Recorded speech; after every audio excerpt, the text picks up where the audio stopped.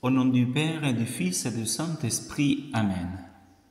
Comme le dimanche dernier, la liturgie nous présente aussi aujourd'hui l'exemple de Saint Jean-Baptiste, mais d'une manière différente. L'évangile d'aujourd'hui est tiré du prologue de Saint Jean. Nous avons simplement entendu un fragment du prologue, dans lequel on nous parle de Saint Jean-Baptiste comme appelé par Dieu à être témoin de la lumière en témoin du Christ. Dimanche dernier, Saint Jean-Baptiste a été présenté comme l'un des modèles de l'Avent, sa vie, sa prédication. C'est pourquoi nous voulons présenter aujourd'hui, au début de la neuvaine de Noël, une des célèbres antièmes de la neuvaine de Noël. Nous ne pouvons pas parler de 9 antièmes de Noël. Alors je pense qu'il serait bien de vous proposer l'antienne qui nous parle, qui nous présente le Christ comme le soleil, comme la lumière. Voici l'antienne. Ô soleil levant, splendeur de justice et lumière éternelle, viens illuminer ce qui habite les ténèbres et l'ombre de la mort. Viens, Seigneur, viens nous sauver. Cet antième peut être divisé en deux parties. Première partie, la description d'un des attributs du Christ et deuxièmement, un des effets que la venue du Christ produit en nous, et non seulement en nous, mais aussi dans toute la création. Ces deux parties de l'antième, unies par ces « viennent », une sorte de prière, de désir de la venue de notre Seigneur Jésus-Christ.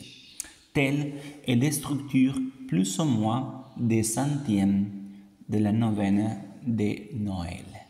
La première partie de l'antième, ô soleil levant, splendeur de justice et lumière éternelle. La lumière est une image très forte dans l'Ancien et le Nouveau Testament. La lumière rend la vie, il rend la rencontre possible, il rend possible la communication, il rend possible la connaissance, l'accès à la réalité, à la vérité.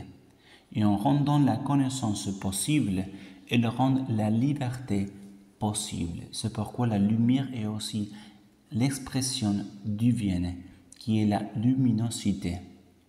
Nous retrouvons la lumière, l'image de la lumière dans le livre de la Genèse. Lumière qui vient de Dieu, mais qui existait avant la création de cette toile. Dieu dit que la lumière soit. Comme on signe, les récits de la création commencent par la création de la lumière, mais le soleil et la lune ne sont créés que le quatrième jour. Dans le livre de la Genèse, le soleil et la lune sont expressément privés du caractère divin que certaines religions leur avaient attribué. Ils ne sont que des corps lumineux, créés par Dieu unique. Ces corps lumineux sont précédés par la lumière. Nous retrouvons également l'image de la lumière dans le livre de l'Exode, la colonne de nuée qui accompagnait le peuple d'Israël depuis sa sortie d'Égypte, l'accompagnant tout au long de son chemin dans le désert jusqu'à la terre sainte. Dieu lui-même est appelé la lumière de l'homme. Le Seigneur est ma lumière et mon salut, comme on peut le voir dans le psaume 26. Le psaume présente la vie du croyant, souvent soumis à des tensions, des tentations, des rejets, des persécutions. Le fidèle est conscient de sa adversité, mais cependant, il n'est pas seul et son cœur conserve une étonnante paix intérieure qui exprime le psaume. Le Seigneur est ma lumière et mon salut, il est la défense de ma vie. Dans le Nouveau Testament, le prologue de Saint Jean a une relation très étroite avec le début du livre de la Genèse. Dit les textes de Saint Jean, au commencement était le Verbe, et le Verbe était auprès de Dieu, et le Verbe était Dieu. Il était la vie, et la vie était la lumière des hommes. Il y a eu un homme envoyé par Dieu, son nom était Jean. Il est venu comme témoin pour rendre témoignage à la lumière, afin que tous croient par lui. Cet homme n'était pas la lumière, mais il était là pour rendre témoignage à la lumière. Le Verbe était la vraie lumière qui éclaire tout homme en venant dans le monde. Dans le même évangile de Saint Jean, lors de la fête des tentes, qui rappelle justement le passage du peuple d'Israël dans le désert, guidé par Dieu, guidé par la lumière de la colonne de nuée. Dans cette fête, dans ce contexte, le Christ s'appelle lui-même la lumière du monde. Je suis la lumière du monde. Nous pourrons citer bien d'autres textes, mais nous ne pouvons pas laisser de côté les Benedictus. Zacharie, père de Jean-Baptiste, très proche du mystère de la naissance du Christ, prophétise. Grâce à la tendresse et à l'amour de notre Dieu, quand nous visite l'astre d'Ao, pour illuminer ceux qui habitent les ténèbres et l'ombre de la mort, pour conduire nos pas au chemin de la paix. Ce dernier texte nous introduit dans la deuxième partie de l'antième. La deuxième partie de l'antième, viens Seigneur, illumine ceux qui habitent les ténèbres et l'ombre de la mort. Viens Seigneur, viens nous sauver. Le prologue de Saint Jean nous disait, la lumière brille dans les ténèbres, et les ténèbres ne l'ont pas reçue.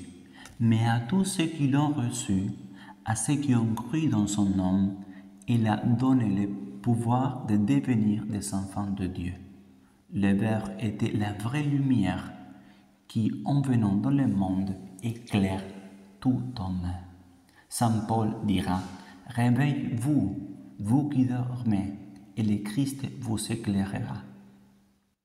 Cette participation à la vie divine par la grâce, en se laissant éclairer par la foi, en se laissant éclairer par sa lumière, fait de nous la lumière par participation.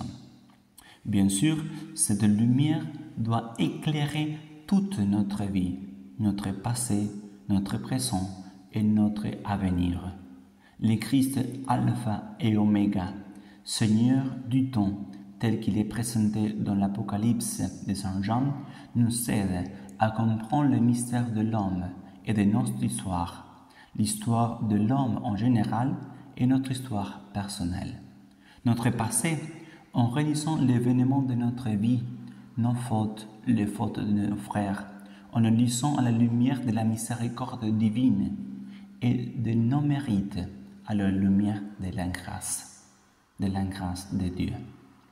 Notre présent, qui est précisément ce que nous avons entre les mains, en l'offrant à Dieu comme un sacrifice d'encens, en modelant notre vie quotidienne aux exigences du Christ, aux exigences de la lumière du Christ, aux exigences de l'Évangile. Notre avenir, que la lumière du Christ, qu'elle soit notre guide sur nos pas vers l'éternité. Demandons la grâce d'être témoins de la lumière, d'être témoins du Christ, comme Saint Jean-Baptiste l'a été par ses œuvres, ses exemples et la prédication de la parole. Pour cela, Jésus nous dit aussi, vous êtes la lumière du monde. Au nom du Père et du Fils et du Saint-Esprit. Amen.